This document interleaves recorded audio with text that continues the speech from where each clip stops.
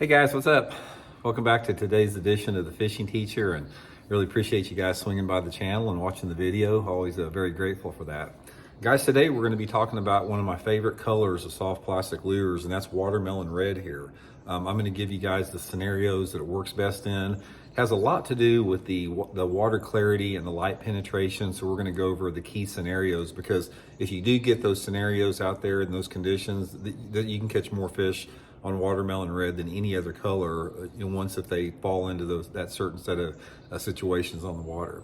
Also, guys, quick reminder, just a couple days left in the Solar Bat, the February sale on my Solar Bat series RB2 and RB3 series sunglasses. If you get a pair by the end of February, you can get them at 25% off, and any purchase over $100, you get a $30 mystery bag from Solar Bat. So I'll put the Solar Bat link in the description if you guys want to pick up a pair. Much appreciated. Okay guys, here's watermelon red. Now this is a little bit different from watermelon because it's a little bit darker. The red flake, as you can see, gives a little bit more darkness than just a straight watermelon. And actually, a lot of people associate watermelon, any type of watermelon, with a clear water situation. And it is good in clear water, but also based upon how you dye this thing, it can be really good in off-colored water too. So here's the situations I use watermelon red for. First of all, I do like it in a clear water situation. If that water visibility is like anything over, say, 3.5 foot in visibility, most of the time I'm going to some type of a watermelon or watermelon red.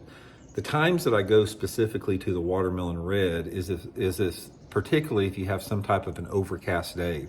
Let's say, for example, we're fishing out there, water visibility is 4 feet, and you've got an overcast day, a little bit darker, not quite as much light penetration. The watermelon red will outproduce just a straight watermelon, and it will also outproduce a green pumpkin, because the green pumpkin, although it is a clear water color, it's even darker than the watermelon red. So I just find in that situation, I catch more fish on a watermelon red. Now, this is also a good color in more stained water. If you get into water visibilities that are down to like 1.5 foot or 2 foot of visibility, watermelon red can be really good, because the thing that is unique about watermelon red over a green pumpkin is the watermelon holds the dye a lot better on any tail, whether it be like this, Z-Hog Jr. here, any other different color. But once you dip the tail in a watermelon red, and actually let me do that here real quick and I'll show you. It just makes it pop more. It's like if you guys have tried dyeing a green pumpkin before, you know what I'm talking about. It's sort of it doesn't give it a real bright color. It's sort of like fades it out a little bit. But let me show you here how bright the chartreuse is. I should have had my dye out here, but actually in the process of getting ready for that Toyota Series tournament down at Kentucky Lake, got everything laid out. So got my dye right here, and I'll show you how bright this makes the tail once you dip it in there. See that? Super, super bright there. Now, once you do this, once you put the chartreuse on there, then this becomes a dirty water color.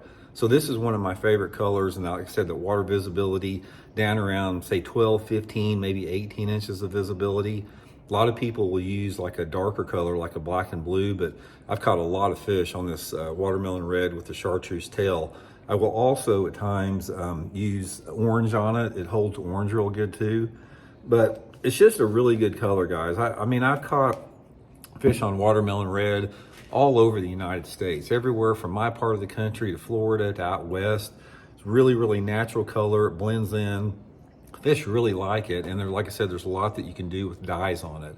So when you got the determination, it's like, here's sort of my thought process when I'm thinking about more subtle colors. You've got your green pumpkin, you've got your watermelon, and then you got various flake within the green pumpkin and watermelon both. Say, for example, you got a green pumpkin purple flake, you got watermelon red, you may have watermelon purple flake. There's a lot of different variations to that.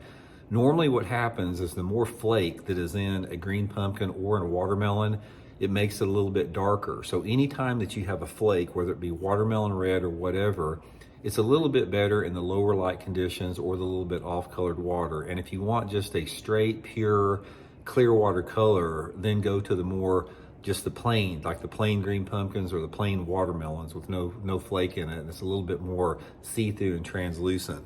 But in terms of the amount that I use it, guys, I use watermelon red and green pumpkin probably more than any other soft plastic color by far.